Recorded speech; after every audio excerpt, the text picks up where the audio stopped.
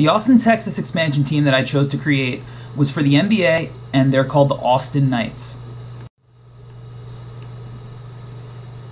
For the team name and logo, I decided to go with the Austin Knights, and the logo is a bat.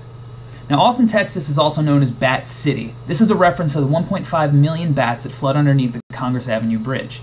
It's also a humorous play dedicated to comic book character Batman. Batman is also known as the Dark Knight. Austinites live by the saying, keep Austin weird, so having a logo not only for the Austin Knights, but also for Bat City allows for the city to have a unique second name as the Bat City Knights.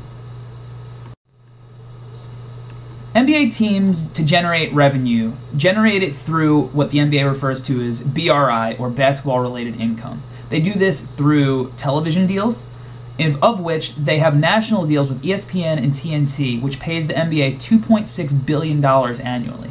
Local TV deal opportunities with Austin cable companies are also available. The NBA also creates revenue through ticket sales and concessions, licensing agreements from league sponsors like Nike and Kia, and also local sponsorship opportunities by local businesses. There are also merchandising opportunities. A growing market is the international market. The NBA currently has 101 different international players from 37 countries and continues to expand and promote its markets overseas. The NBA teams also get money through revenue sharing. All teams pool their annual revenue and redistribute it from high-grossing to low-grossing teams. Sponsorships. Sponsors have the opportunity to create advertisements through signage, booths, displays, and naming rights.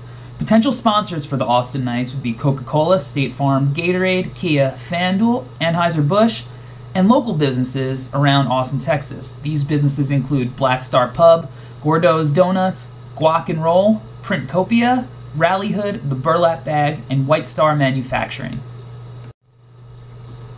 When it comes to ticket sales, attendance has grown over the years as the NBA increases in popularity. In 2014, the average NBA ticket cost $53.98. Average team ticket sales have risen from 3 to 5% over the last year. Season ticket packages, single game, and multi-game packages will be available for purchase for the Austin Knights. NBA TV deals are structured different than deals like the NFL. The NBA has a current national TV deal which is worth $2.6 billion annually and is split between teams as part of the revenue sharing system. Now, the local TV deals from teams in mid to small markets falls more in the $15 to $30 million a year.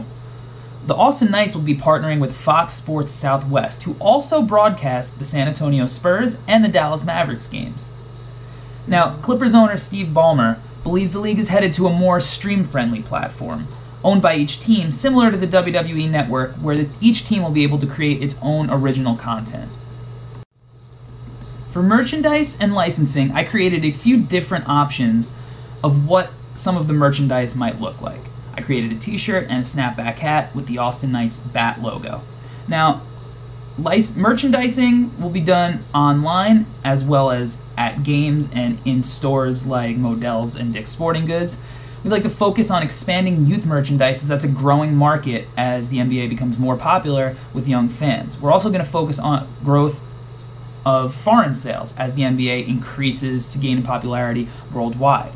Now, we need to execute strong designs, and a fresh team will draw demand of the public. The Brooklyn Nets went from being last in sales to first in sales off of their rebrand, which is why we need to focus on those strong designs to execute this brand from the get-go. Now, licensing logos to strong brands that align with our organizational beliefs is something that we will do. We don't want to give use of our logos to different companies and organizations that differ in what we believe in and what our team believes in. We also like to produce merchandise locally when we can to help build up the community and garner community support. Social media has been such a huge part of sports over the last few years.